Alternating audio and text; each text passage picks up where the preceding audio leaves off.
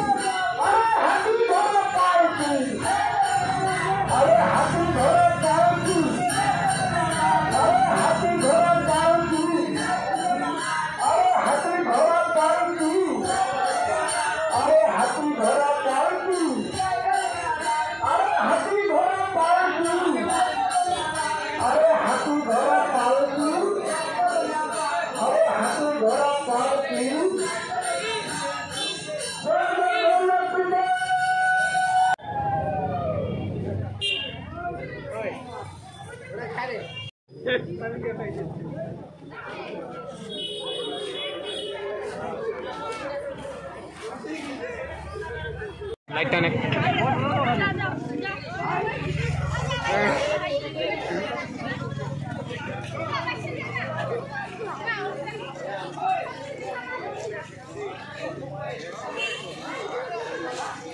Focus হয় না,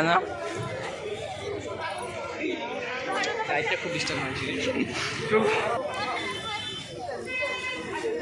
লাইটটাতে এসে মারছে রে।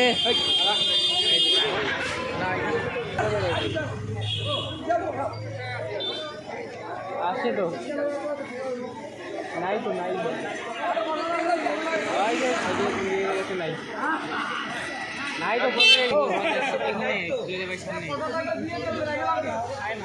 নাই তো হলো কে খুলে কেউ করে দাও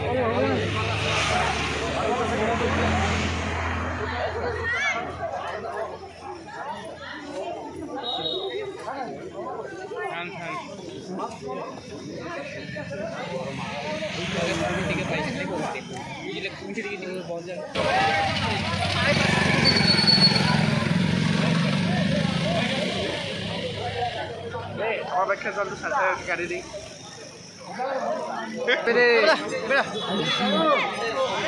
আমি কি বলবো রথটা আমাদের বাড়িতে এনে রাখলো। এটা কিন্তু প্রত্যেক বছরেই এখানে এনে রাখে। আর যাওয়ার দিনে যেদিন মাসির বাড়ি থেকে নিয়ে চলে যায় সেদিন এখানে একটু মেলার মতো হয়, খুব ভালো লাগে। আপনাদের সঙ্গে এর আগেও শেয়ার করছি আর আজকেও শেয়ার করলাম। তো আরতির থালা আমি একটু দেখিয়ে নিলাম জগন্নাথ বাবাকে।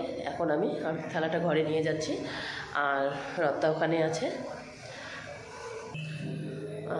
এখন ঠাকুর ঘরে রেখে দেই আরতির থালাটা।